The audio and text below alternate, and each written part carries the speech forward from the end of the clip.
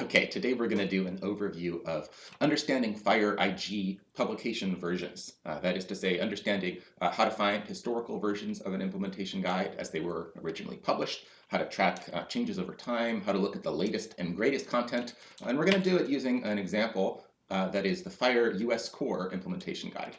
And this is a very broadly adopted guide, at least in the US, for meeting the ONC certification requirements, which is to say, if you want to share data that meets the US CDI, the Core Data for Interoperability, as defined by the National Coordinator, well, you can do it using the FHIR US Core implementation guide. And if we do a web search for this guide, you'll see there's several things that come up. One is this first hit here that's hosted at hl7.org/FHIR/US Core. And then there's another one that's at build.phir.org.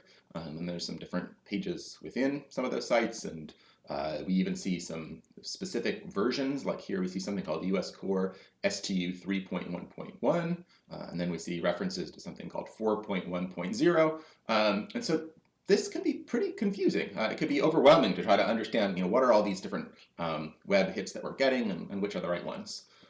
So I want to help clear out that confusion by starting from the top here.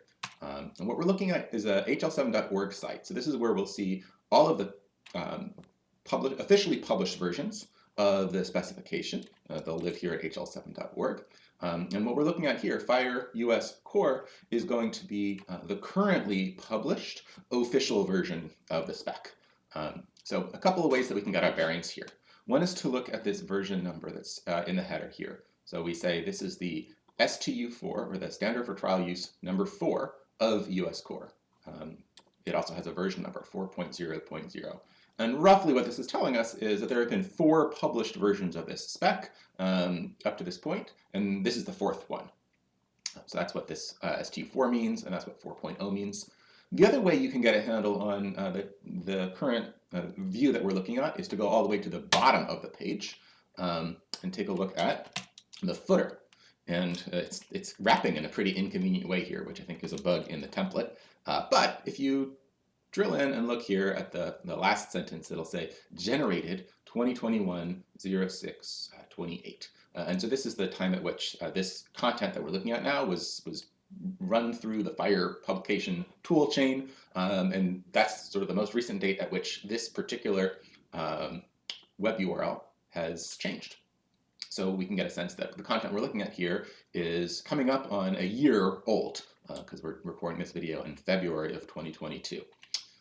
So that's what's currently published. But if we want to understand sort of where this fits into the broader landscape, every published version of the spec will include a little yellow box at the top that looks like this one, and that'll provide more information.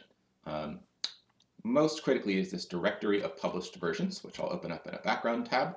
But before we dig into that one, there's also one other thing that I want to point out from this box. This includes some of the information we already looked at from the header. So it says this page is part of the V4 or STU4, and that is just directly equivalent with this. It's just included in this box here for handy availability. So we've already understood what that means. And then it says it's based on FHIR R4. And every FHIR implementation guide is designed to work with certain versions of the FHIR specification, and we'll say that right up front here. So FHIR R4 happens to be the current version of the FHIR spec as of today, but there's work in progress for FHIR R5, and when that comes out, we may see updated versions of guides like this one that are designed to be compatible with future versions. So just in case you're wondering what version of FHIR this guide is based on, we can learn that right here. Now let's drill into that directory of published versions, which I've opened up in this tab. So this is a publication history page. Every official FHIR implementation guide will have a page like this that's hosted at the official URL for the guide itself. And this will provide some background and history on the developments that were done, maybe some of the work that led into the publication of this spec. But what I'm really interested in exploring today is the table of published versions of the implementation guide.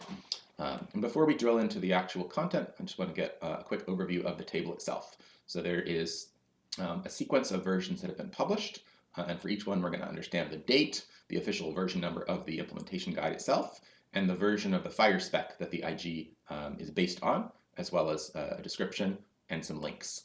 And now as we drill in, we see there's sort of a set of rows here that are labeled as the current version. There's a set of rows here that are described as the STU5 sequence, work in progress. And then as we keep going, we can see there's a set of rows that have to do with the STU4 sequence, and it says current here. We'll explore what this means in a moment.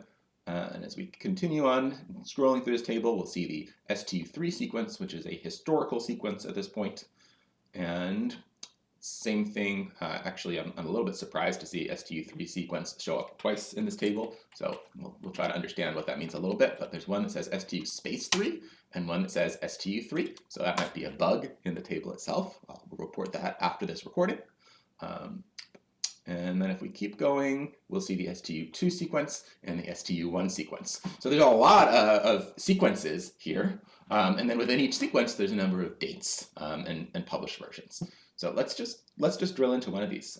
Let's maybe see the original publication sequence. So this would have been the series of steps leading up to the first official publication of US Core.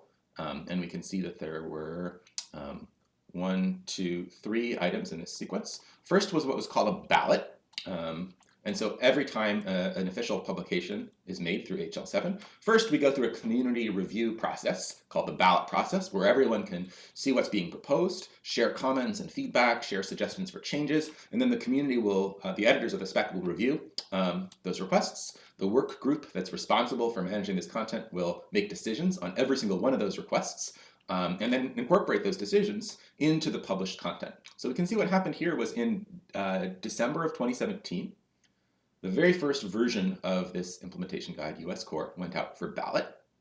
It didn't yet have a version number, so this is labeled as kind of 0.0.0. There's never been a publication yet at this point. And then it looks like about 3 months later, the first official publication was made.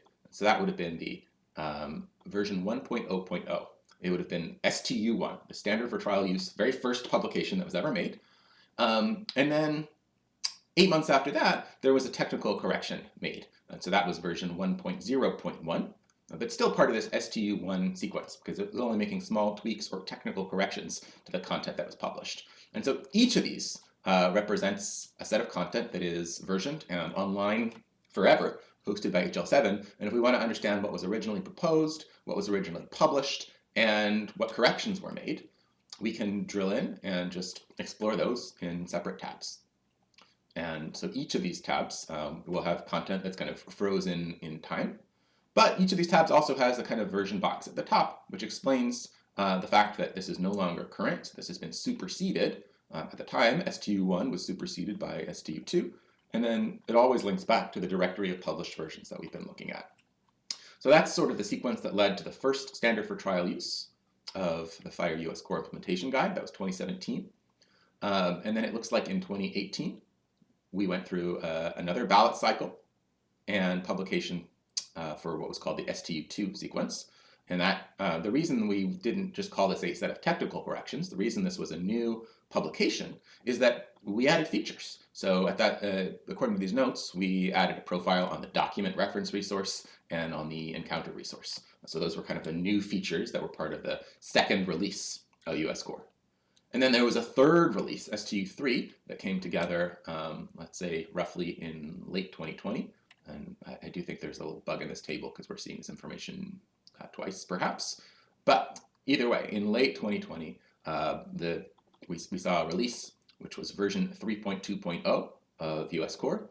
At that point, it was based on the FHIR 4.0.1 spec. And then you can see there's a lot of detailed history about what new changes went into that particular publication. So yeah, I think what happened is that these two segments of the table should have been combined into one segment called STU3. There's no information that's duplicated, but they've accidentally been separated out into two chunks. So this header bar should simply be omitted, and that's the best way to understand the sequence of history. So there was a publication in August of 2020, that was 3.1.1, and then it looks like there was a set of technical corrections made in December of 2020, that was 3.2.0, something like that. Minor revision, technical corrections, I can't quite tell by looking here, but I'm sure if we read the text we would understand more. And then finally we get up to the STU4 sequence, which is the current sequence. which is to say STU4 sequence corresponds to the version that right now, at the moment I'm loading this page, is the current publication. So that's the R4, STU4 version that we've been looking at originally.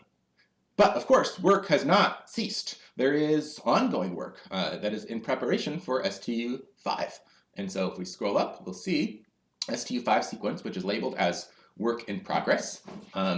And there actually was a ballot a couple months ago, the STU5 ballot back in December of 2021. So we could go and review the content that went up for ballot. But we haven't yet reconciled all those comments or published STU5 officially. That's work in progress. So the next thing that'll happen when we look at the version table in a month or two is that we'll have a new row here that'll be the published version of STU5 rather than the ballot version. And then finally, this current versions section at the very top of the table, this is kind of summary information. These will be kind of either redundant with some of the entries that show up down below. So this reflects the currently most recent published version of the spec, R4. Yes, that's represented down here in our STU4 sequence, but it's also pulled up to the very top of the table so that folks who want to know what's the latest and greatest have an easy way to find it. And then for folks who are interested in the bleeding edge, for folks who want to see exactly how the ballot reconciliation process is going on STU5, we also have a link to what's called the continuous build or continuous integration server at build.fhir.org. And this reflects kind of the current content in the Git repository, the very latest commit.